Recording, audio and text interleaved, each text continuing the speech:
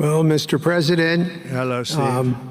I'm sure the Crown Prince of Saudi Arabia will be really glad you gave this speech today. I hope so.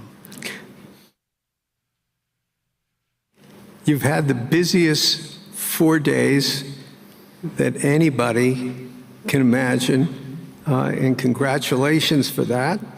My question is about some of the things I've observed here at Davos. It's a terrific forum. I've met lots of people, as usual. I think I've been here 30 years. And a lot of the European business people have expressed enormous frustration with the regulatory regime in the EU, and they attribute slower growth rates here because of numerous factors, but especially because of regulations. And you've taken a completely different approach in this area. And if you could explain the theory of what you're doing, how you're going to do it, and what you expect the outcome to be, I'd appreciate it. Well, thank you very much, and congratulations, Steve. You're a friend of mine, but on a great career. You have had an amazing career, and it continues. I just want to congratulate you. Very inspirational to a lot of people. I want to talk about the EU, because you mentioned specifically that I have also had a lot of friends and leaders of countries. I've gotten to know them all my first term and a little bit during this period of 4 years, and know them well, like them a lot, but they're very frustrated because of the time everything seems to take to get approved, environmental impact statements for things that you shouldn't even have to do that, and many, many other ways that it takes. And I'm going to give you a quick little example. In the private life, my beautiful private life, before I had all these things happening, the world is a little different. I had a nice, simple life. You knew that. But when I had that simple life, I did projects. And I had a big project in Ireland. And it had to get approval on something that would have made it even better. And I got the approval from Ireland in a period of a week. And it was a very, very, very efficient, good approval. And they informed me, though, the problem is you're going to have to get it from the EU, and we think that'll take 5 to 6 years. And they said, you have to be kidding. And this was before politics. And I said, wait a minute, it's not that important. I don't want to go 5 or 6 years, but it would have been a big investment. It would have been nice, and it would have been good for the project. And I sent the people to the EU to see if they could speed it up, and basically it was a 5 or 6 year wait just to get a simple approval that Ireland gave me in a period of literally not much more than a week. And I realized right then, that was the first time I really was involved with the EU, but I realized right then that's a problem, and I didn't even bother applying to do it. Or if I did, I pulled it very quickly. I have to be very accurate because I don't want to be criticized. He did apply, actually. No, I want to be very accurate. So I don't think I did, but if I did, I pulled it very quickly. It was just something you couldn't wait 5 years or 6 years to get an approval. So a lot of, in a very big business sense, a lot of people are claiming that's the problem. From the standpoint of America, the EU treats us very, very unfairly, very badly. They have a large tax that we know about, and a VAT tax, and it's a very substantial one. They don't take essentially don't take our farm products, and they don't take our cars, yet they send cars to us by the millions.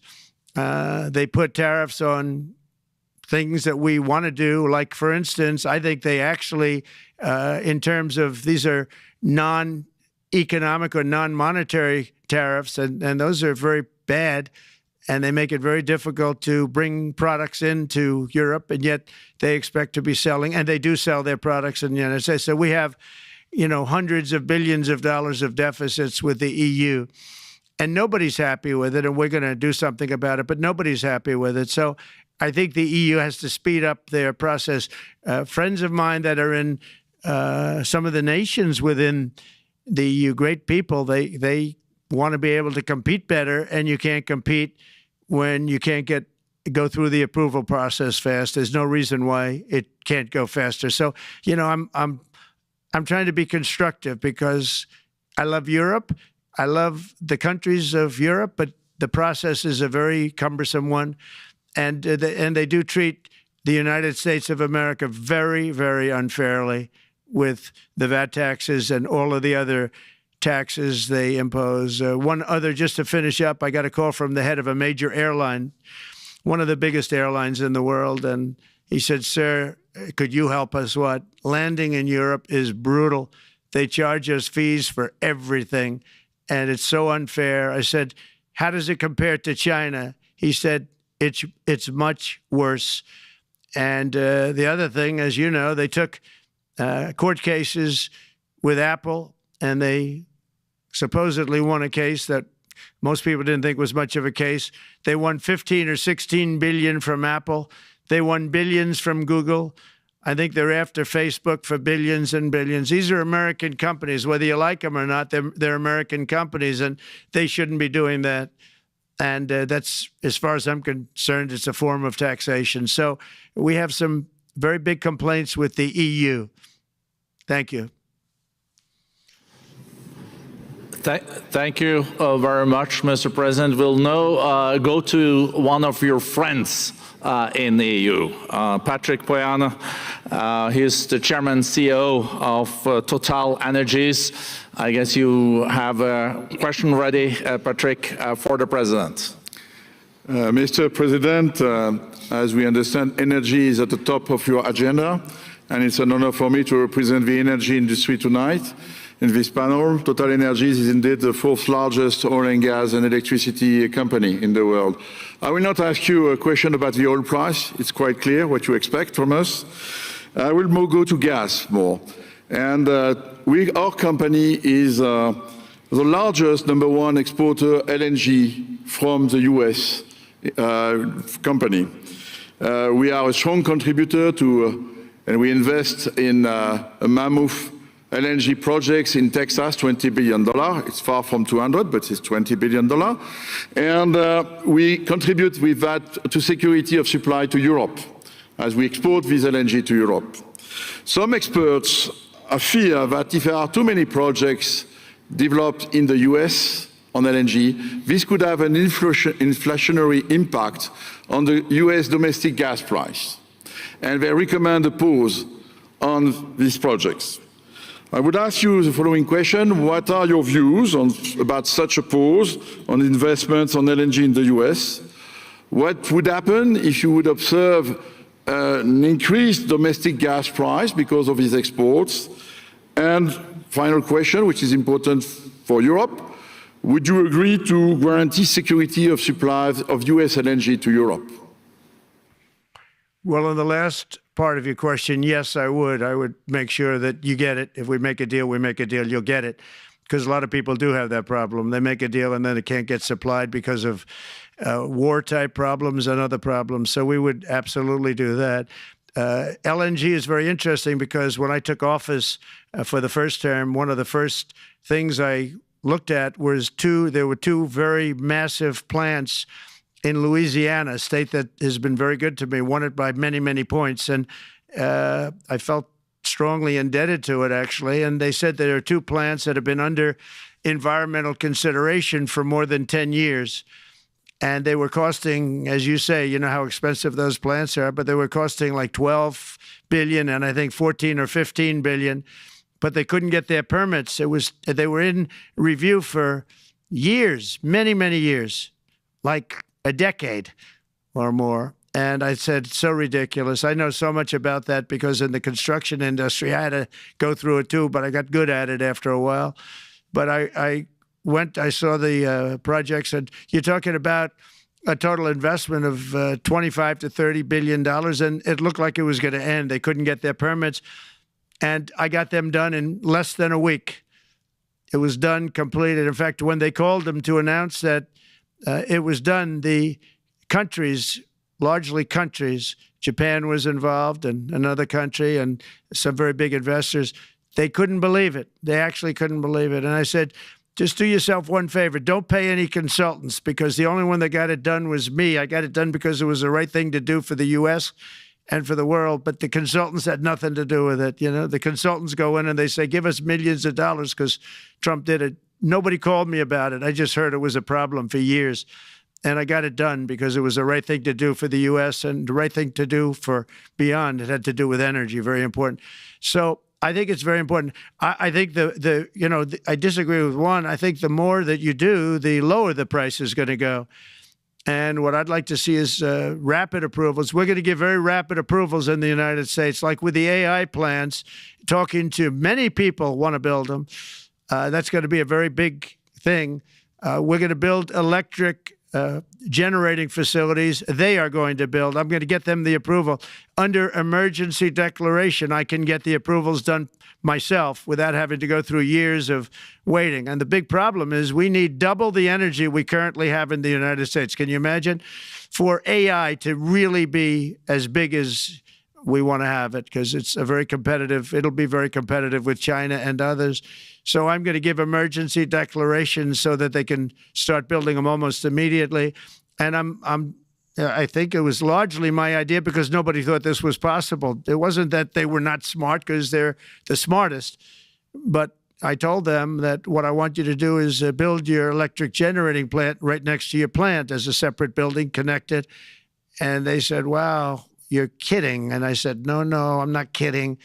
You don't have to hook into the grid, which is old and, could be taken out. If it's taken out, they wouldn't have any way to get any electricity. So we are going to allow them to go on a very rapid basis to build their plant, build the electric generating plant. They can fuel it with anything they want, and they may have coal as a backup, good, clean coal, If there were a problem with a pipe coming in, as an example, you're going with gas, oil or gas, and a pipe gets blown up or for some reason doesn't work, there are some companies in the U.S. that have coal sitting right by the plant so that if there's an emergency, they can go to that short-term basis and use our very clean coal. So that's something else that a lot of people didn't even know about, but nothing can destroy coal, not the weather, not a bomb, nothing. It might make it a little smaller, might make it a little different shape, but coal is very strong as a backup. It's a great backup to have that facility, and it wouldn't cost much more money. And we have more coal than anybody. We also have more oil and gas than anybody. So we're going to make it so that the plants will have their own electric generating facilities attached right to their plant. They don't have to worry about a utility. They don't have to worry about anything. And we're going to get very rapid approvals. Thank you. Thank you so much, Mr. President. We'll now go to another CEO that you know very well, Brian Moynihan, the CEO and Chair of Bank of America. Good afternoon, Mr. President, and congratulations, and obviously an eventful week for you and your family. If you remember 5 years ago, you came here and we walked among 150 CEOs from all over the world, and you engaged with them about your policies and your procedures. This year, you're not here, and yet this week was eventful from the orders that you mentioned earlier, literally a wave of orders coming out on immigration, on trade, and many other matters. And so, as a representative of the United States here, we got a lot of questions about what does all this mean and how would the president square this with his clear focus on growth, prosperity, market growth, stock market growth, a good bond market, and bringing down prices. So how do you think about the impact of all these orders and how fast they come out, and how you're going to balance them with that scorecard of being successful in both continuing GDP growth, bringing down inflation, and also having a good stock price appreciation for the American citizen? Well, I think it's going to actually bring down inflation. It's going to bring up jobs. We're going to have a lot of jobs. We're going to have a lot of companies moving in. Brian, we're at 21%. It was at 40%, and I got it down to 21%, the corporate tax. And it was actually, if you look at state and city, it was in many cases much higher than 40%. I got it down to 21%. And now we're going to bring it down from 21 to 15% if, there's a big if you make your product in the U.S. So we're going to have the lowest, just about the lowest rate. It'll be, the 21 is on the low side worldwide. The 15 is about as low as it gets. and by far the lowest of a large country, a large, rich, powerful country by far, not even a contest. So we're going to bring it down to 15% if you make your product in the USA. So that's going to create a tremendous buzz. We're also probably going back to the one-year deduction where we deduct, we did that originally, and that was amazing what the impact that had, the one-year deduction, which built up over a period of time, and then it expires. But we're going to go back to that when we do the renewal of the Trump tax plan. We have to get Democrats to approve it. But, if the Democrats didn't approve it, I don't know how they can survive with about a 45% tax increase, because that's what it would be. And so I think they're going to do. We've been working along with them pretty well. I think it's very hard for a political group to say, let's charge people 45% more. So I think we're in good shape. But we're actually doing a reduction for business and small businesses where you're going to bring it down to 15%, which is really something. And by the way, speaking of you, and you've done a fantastic job, but I hope you start opening your bank to conservatives, because many conservatives complain that the banks are not allowing them to do business within the bank, and that included a place called Bank of America. They don't take conservative business. And I don't know if the regulators mandated that because of Biden or what, but you and Jamie and everybody, I hope you're going to open your banks to conservatives, because what you're doing is wrong. Mr. President, I'll say that your friend Gianni said hello, told me to tell you hello, and we look forward to sponsoring the World Cup when it comes, both this summer for the club and next year. So thank you for getting that for the United States. Thank you very much, Brian. Thank you, Mr. President. We'll now go to Anna Butin. She's the executive chairman of Banco Santander, one of the big European banks, and also in the U.S. So, Anna. Mr. President, congratulations on a historic victory. Thank you. I believe you don't know me as well as my fellow panelists, so a few words. Santander is one of the largest banks in the world by number of customers, 170 million. That's more than my friend Brian or my friend Jamie have. Wow. And those... They fixed the regulation. That's coming, that's coming. That was cheeky. We're a big investor in the United States. We have many million customers, 12,000 employees. We're one of the largest auto lenders. And we recently launched a fully digital bank called Open Bank. We strongly believe banks have a pivotal role in the economy, and we can accelerate growth and help many more customers. That's what we're doing in the United States. So, as Brian pointed out, we very much welcome your focus on deregulation and reducing bureaucracy. So my question is, what are your priorities in this regard, and how fast is this going to happen? Thank you very much. Well, I think it's going to, thank you and congratulations. I know very much about your bank, and you've done a fantastic job. Congratulations. We are going to move very quickly. We've moved very quickly. We've done things in the last 3 days that nobody thought were possible to do in years. And it's all taking effect. It's going to have a huge impact on the economy, a huge positive impact. Money was being wasted on crazy things. I mean, the Green New Deal was such a total disgrace, how that was perpetrated. And it was conceived of by people that were average students, less than average students, I might add, and never even took a course in energy or the environment. It was just a game. Remember, the world was going to end in 12 years? Remember that? Well, the 12 years has come and gone. It was going to end. It was going to all foam into earth. But, you know, the time has come. These people, and they really scared the Democrats large. I can't say the Republicans. The Republicans maybe could have fought harder to stop it, but it's been a tremendous waste of money. You know, during my 4 years, we had the cleanest air, we had the cleanest water, and yet we had the most productive economy in the history of our country. We had the most productive economy. Until COVID came, we had the most productive in the history of our country by far. And actually, you can look worldwide. We were beating everybody from China to everybody else. So, and we think we really now, with what we have learned and all of the other things that have taken place, we think we can even far surpass that, actually far, far surpass it. But one thing we're going to be demanding is we're going to be demanding respect from other nations. Canada, we have a tremendous deficit with Canada. We're not going to have that anymore. We can't do it. I don't know if it's good for them. As you probably know, I say you can always become a state. And if you're a state, we won't have a deficit, we won't have to tariff you, et cetera, et cetera. But Canada has been very tough to deal with over the years, and it's not fair that we should have a $200 billion or $250 billion deficit. We don't need them to make our cars, and they make a lot of them. We don't need their lumber because we have our own forests, et cetera, et cetera. We don't need their oil and gas. We have more than anybody. So, just as an example, with Mexico, we're dealing with Mexico, I think, very well.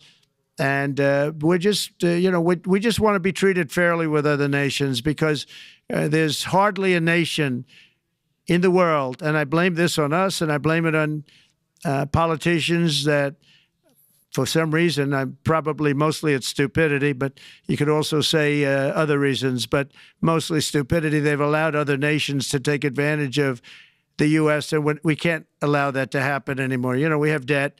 It's a very small debt when you compare it to the value of the assets that we have, but we don't want to do that. We want to just have debt be obliterated, and we'll be able to do that fairly rapidly.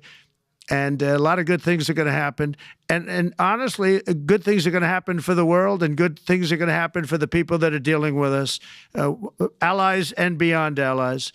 One thing very important, I really would like to be able to meet with President Putin soon and get that war ended. And that's not from the standpoint of economy or anything else. It's from the standpoint of millions of lives are being wasted.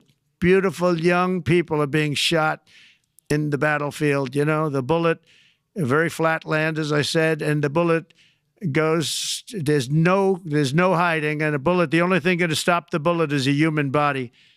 And you have to see, I've seen pictures of what's taken place. It's a carnage, and we really have to stop that war. That war is horrible. And I'm not talking economy. I'm not talking economics. I'm not talking about natural resource. I'm just talking about there's so many young people being killed in this war. And that's not including the people that have been killed as the cities are being, knocked down building by building. So we really should get that stopped. Likewise, in the Middle East, I think we've made a lot of progress in the Middle East, and I think that's gonna come along pretty well. Thank you very much. Thank you, Mr. President. We know that the most consequential relationship in the world is between the U.S. and China. U.S. 28% of the global economy, China close to 20%. That's almost half of the global GDP. And we know that you called President Xi Jinping last Friday. We heard that you had a good discussion. How do you see the relationship between the U.S. and China in the next 4 years under your leadership? He called me, but I see it very good. I think that we're going to have a very good relationship. All we want is fairness. We just want a level playing field. We don't want to take advantage. We've been having massive deficits with China. Biden allowed it to get out of hand. He's $1.1 trillion deficit. It's ridiculous. And it's just an unfair relationship. And we have to make it just fair. We don't have to make it phenomenal. We have to make it a fair relationship. Right now, it's not a fair relationship. The deficit is massive, as it is with other countries, a lot of Asian countries, actually. But we have deficits that are very big, and we can't keep doing that, so we're not going to keep doing that. But I like President Xi very much. I've always liked him. We always had a very good relationship. It was very strained with COVID coming out of Wuhan. Obviously, that strained it. I'm sure it strained it with a lot of people, but that strained our relationship. But we always had a great relationship, I would say, and we look forward to doing very well with China and getting along with China. Hopefully, China can help us stop the war with, in particular, Russia, Ukraine. They have a great deal of power over that situation, and we'll work with them. And I mentioned that during our phone conversation with President Xi, and hopefully we could work together and get that stopped. We'd like to see denuclearization. In fact, with President Putin, prior to an election result which was frankly ridiculous.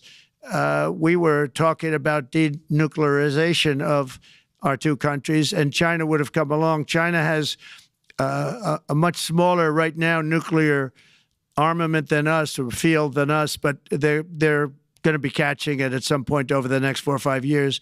And I will tell you that President Putin really liked the idea of cutting way back on nuclear. And I think the rest of the world, we would have gotten them to follow. And China would have come along too. China also liked it. Tremendous amounts of money are being spent on nuclear. And the destructive capability is something that we don't even want to talk about today because you don't want to hear it. It's too depressing. So we want to see if we can denuclearize, and I think that's very possible. And I can tell you that President Putin wanted to do it. He and I wanted to do it. We had a good conversation with China. They would have been involved, and that would have been an unbelievable thing for the planet. And I hope it can be started Mr. President, when you're again. back here in Davos next year, will there be then a peace agreement with Ukraine and Russia by then? Well, you're going to have to ask Russia. Ukraine is ready to make a deal. Just so you understand, this is a war that should have never started. If I were president, it would never have started. This is a war that should have never, ever been started. And it wasn't started during there was never even talk about it. I knew that it was the apple of President Putin's eye, but I also knew that there was no way he was going in, and he wasn't going to go in. And then when I was out, bad things happened, bad things were said, a lot of stupidity all around, and you end up with what you have. Now you have all these bombed out cities. They look like demolition sites with many people killed. I think the thing that you'll see about Ukraine is that far more people have died than is being reported. And I've seen that. But far, far more people have died. When you look at a city that's become a demolition site where big buildings have been collapsed by missiles hitting them and everything else, and they say one person was slightly injured. No, many people were killed. Those are big buildings. I was surprised at how that was my business. These are buildings that go 2 and 3 blocks long. They're 20 stories high. They're big, powerful buildings, and they were knocked down, and there were a lot of people in those buildings that announced that 2 people were injured. That's not true. So I think you're going to find that there were many more people killed in Ukraine in the Ukraine war than anybody has any idea. But if you look now, so many of the people being killed are soldiers just facing each other with guns, rifles, and drones, the new form of warfare, drones. And it's a very sad thing to see. And when you see pictures of the fields that I see, nobody wants to see it. You'll never be the same.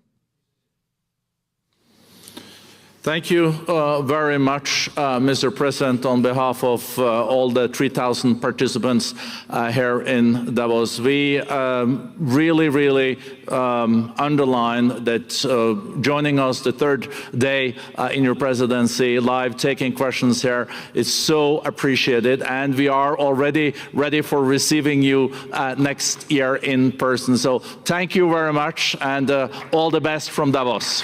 Thank you. Thank you very much.